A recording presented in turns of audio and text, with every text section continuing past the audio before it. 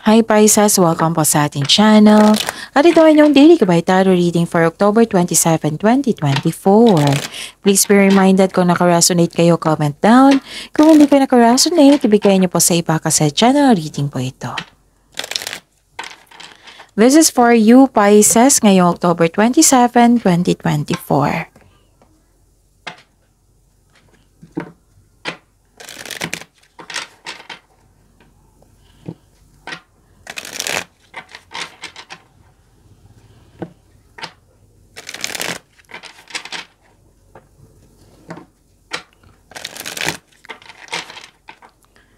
Para po ito sa inyo Pisces ngayong October 27, 2024. Maraming salamat po sa inyong patuloy na suporta at maraming salamat din po sa mga hindi nag-skip ng ads. Gamitin ang reading na ito bilang gabay lamang sa mga hindi po nag-subscribe.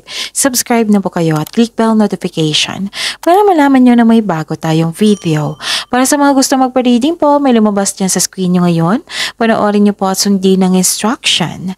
Calling the attention sa mga suki ko dito na Pisces, open na po ang inyong Monthly Gabay Tarot Reading for November 2024. May 6 months from now reading tayo at love life reading po. So message me Pisces for schedule. Maraming salamat po. Spirits Guide, mga ganap po para kay Pisces ngayong October 27, 2024. I need 3 cards po. Pisces.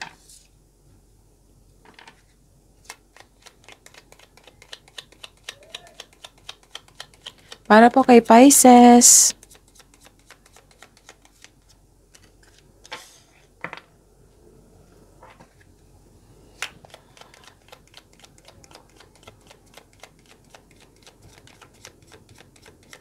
Pisces po.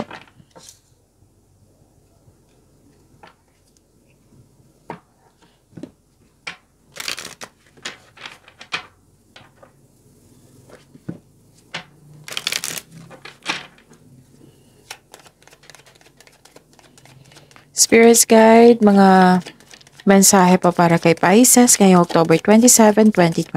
I need 2 cards po.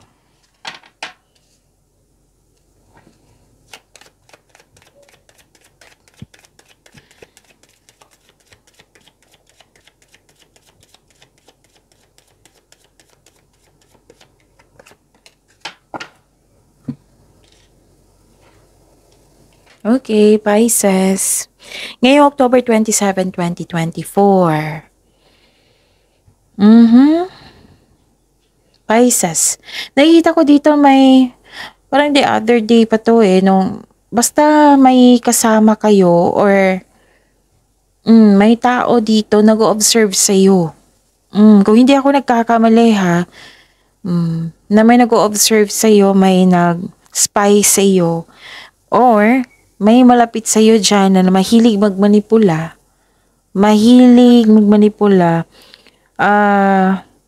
Yes, may gusto siyang kunin sa'yo eh. Oo, may gusto siyang kunin sa'yo. Nag-o-observe siya sa'yo. Nag-o-observe siya, mahilig siyang mamanipula. Tuso tong taong to. Parang may gusto siyang agawin sa'yo. Nakita ko dito eh. So mag-ingat kayo sa kanya. Mag-ingat kayo sa kanya ha, kasi parating lang itong pwedeng kasamahan mo dyan, kasamahan sa trabaho, kasamahan sa bahay. Basta may ganap na ganyan, nag-o-observe siya. Nakikita ko dito na may concern kayo sa isang tao na matigas ang ulo, mahirap kausap or sobrang stricto. Nagkaroon kayo ng hardship sa kanya and I believe naging toxic to sa buhay mo. Oo, hardship eh. Nakita ko hardship or burden. Pero, nag-decide ka na i-let go na ito. Itong pakiramdam na ito. Pwedeng siya, literal na siya na umiwas kayo sa kanya. Pwedeng nagkasundo kayo, na wala na yung toxicity. Pwede rin na nagpasya kayo na tanggapin yung pag-uugali niya. Pero nag-put kayo ng boundaries. Kasi nagpasya kayo dito to free yourself. Tinulungan mo yung sarili mo to let go of this burden, to let go of this negative emotions, negative energy. Let go mo na. Yung pumasok na kayo sa pagbabago. Tanggap mo na mga nangyari sa nakaraan. Yes, nahihirapan ka sa pag-move forward, pero nag-move forward ka na talaga. Binigyan mo ng layan yung sarili mo, tinulungan mo yung sarili mo. Yan yung nakikita ko dito. At nang dahil sa mga, anong tawag dito? Nang dahil sa mga nangyayari, nagkaroon ng transformation. Yun ha, pwedeng umiwas, pwedeng nagkasundo kayo ulit na iniiwasan niyo yung mga pangyayari sa nakaraan. Pwede din nag-put boundaries kayo, yung limit ka na lang sa kanya. It might be this person yung nag-observe sa inyo. Kung sino ba yan, Miss Jav? Oh. Parang, kunwari kung may dito, kasi nararamdaman ko na may nagtanong, sino ba yan? Remember, this is general reading, okay? And kung gusto niyo malaman kung sino ito, then connect kayo sa inyong intuition. Kung paano mag-connect sa inyong intuition, then i-search niyo sa Google. Kasi maraming paraan yan eh. Si intuition pala siya yung magsasabi sa inyo kung sino yung taong hindi totoo sa inyo at kung ano yung next action mo. At siya din yung magtuturo sa kung ano yung right path, saan yung right path patungo sa success. Yan, napaka-importante ng inyong intuition po. Okay? So, ano pa? Pwede dan mabigat yung nararamdaman mo. Yun nga, na-stress kayo sa toxic na tao. Pero na-let go to ha, this is also freedom. I consider this is freedom kasi may new beginning. Kahit nahirapan ka, pero tanggap mo na yung mga nangyari, tanggap mo na yung pagbabago. Pwedeng ganon, may ganap na ganyan. Naka-move forward ka na dito kasi nakikita ko itong happiness na ito. Yes, may happiness po.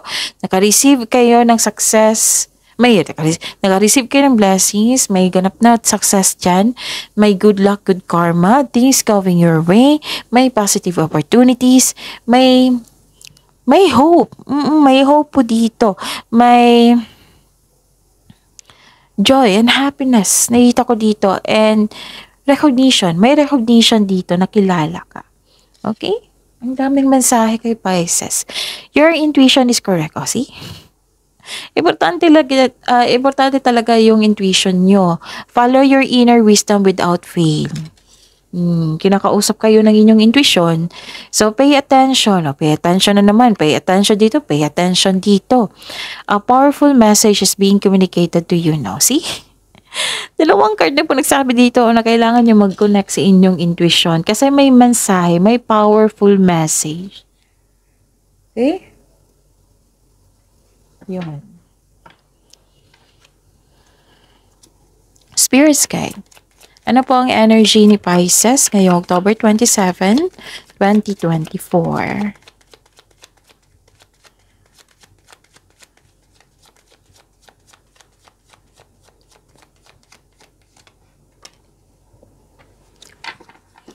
And the clarification of your card here.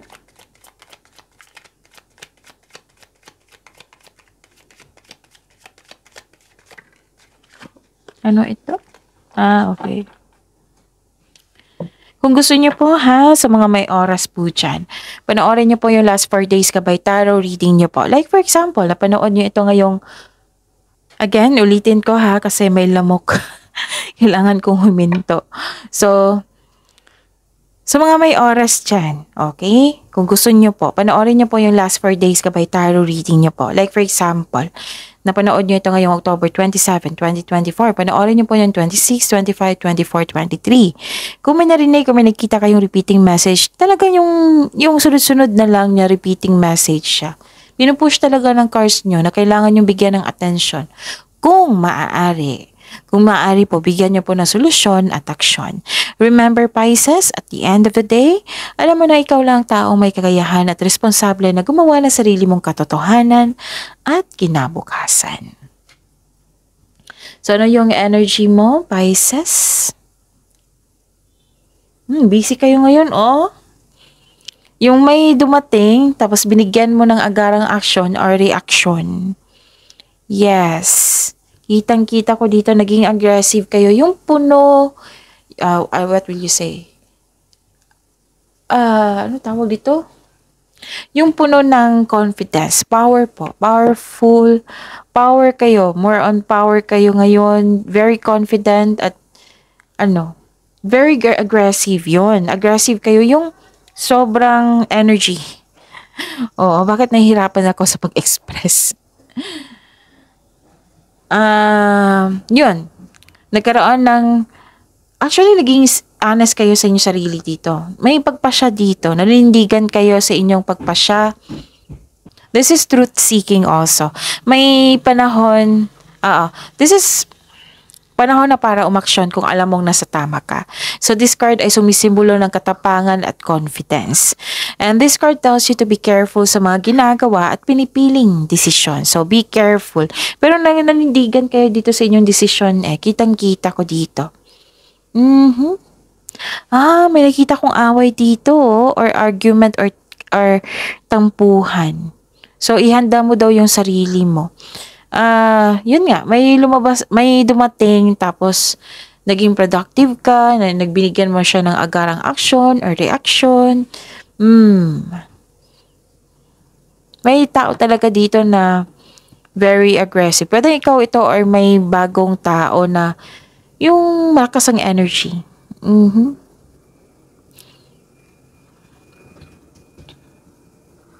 At nakita ko rin dito na may celebration.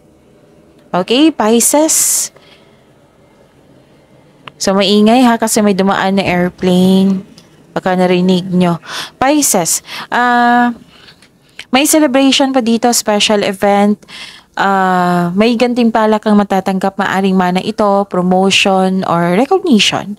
Ilan sa inyo nag-decide na magpahinga? Oo. May nakita rin ako dito may plano kang magbakasyon, posibleng out of town. Oo. May ganap na celebration, pwedeng pagdiriwang na magaganap tulad ng kasal, monthsary, anniversary, birthday, or achievement pagtatapos. Okay, ano pa? Actually, naging happy ka dito. This is a clarification of your card here na happy ka. Na enjoyment and happiness. So, you deserve this. Okay, ano pa? Spirit's Guide, Career and Money po ni Pisces ngayong October 27, 2024.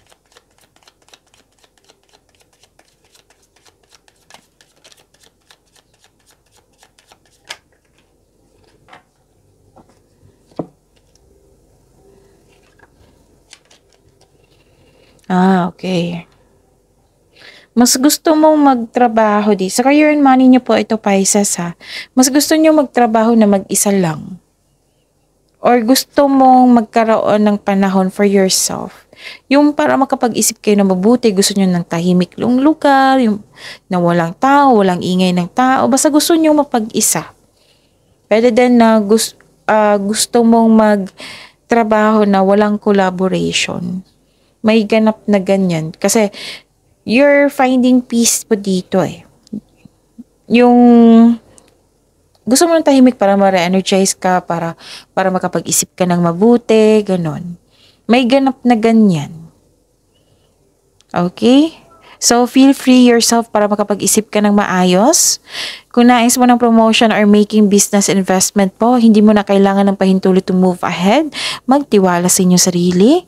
Ito yung sabi ko sa inyo na mas gusto mong magtrabaho mag-isa rather than in collaboration. Maraming mga tao na takot mag-isa. Baliktad sa'yo. Gusto mo nang bigyan ng layan yung sarili nyo. Yung give time for yourself. Para makapag-isip, para magkaroon ng soul searching, para makapag-meditate, para sa pagbalik nyo na may naghahanap kasi kayo ng sagot sa inyong mga katanungan dito. Oo, naghahanap kayo ng sagot sa inyong mga katanungan. At ang sabi ng card nyo po dito, all life's answers are within you. Okay? Ano pa? Kasi may dito. May dito. Pwedeng tutol ito sa inyong desisyon, plano. Oo. Pwede din na tuto sa inyong plano, desisyon, or may concern kayo sa immature na tao. Pisces. Mag-ingat po kayo sa taong manloloko or self-centered kasi andito pa po siya. Ito yung sinabi ko kanina sa inyo dito andito pa rin siya. May toxic po daw na lalaki sa buhay mo or matigas ang kanyang ulo. Isip-isip mo siya. This is career and money Okay? Mabilis mag-react, defensive na tao. Andito po siya. So, mag-ingat kayo sa kanya. Spirit guide, love life, self-love, partnership, and romance. Ni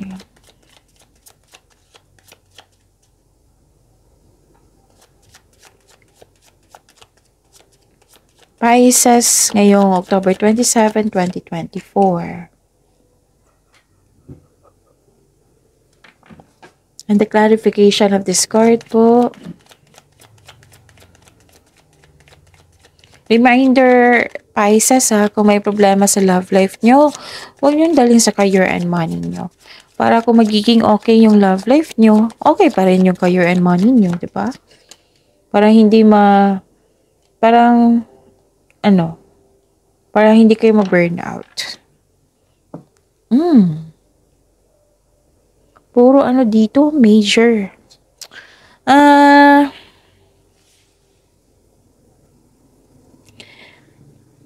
May deception.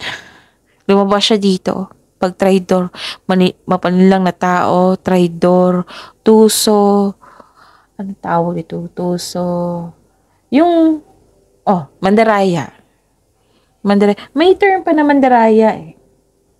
Might be synonym yun. Basta may term ng mandaraya dito na hindi talaga siya honest sa'yo. May nagsinungaling, may hindi honest sa sarili, may temptation, may concern may temptation din ako nakita. Basta may taong hindi totoo sa inyo na may masamang intensyon. Okay? Andito po siya. You are very conscious kasi alam mo kung sino ito. Sa mga hindi pa alam dyan, connect kayo sa inyong intuition. I-search nyo sa Google kung paano mag-connect sa inyong intuition. Pwede din ha, may naulit na namang problema na nagdulot ng trauma sa'yo. Ayaw mong alamin kung bakit ito nangyari. So, sabi ng card dito, bigyan nyo ng atensyon. Hanapan ng solusyon. Huwag kayong mag-stop, kundi hanapan nyo po ng solusyon. Okay? Disappointed ka sa taong ito and don't attract negativity. Be confident, huwag ka mag-give up. Inspiration is on the way. So your body and soul will heal, but that healing will take time. So be inspired, dreams do come true. So, kailangan mahili itong nakaraan and feeling hopeful for the future, okay? Yon. Ano pa? Kasi this is, nagkaroon ng loss of faith or disconnection sa isang tao. Parang nahihirapan. Ang tawag nito? Basta nahihirapan, naging hopeless, ganun. Despair.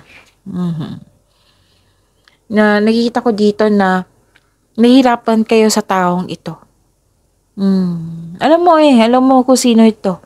Alam mo kung sinong ito kasi nagpasya ka dito to move forward. Kahit nahihirapan ka, tanggap mo na mga nangyari. Pero, ang ilan kasi sa inyo dito, nag-stop.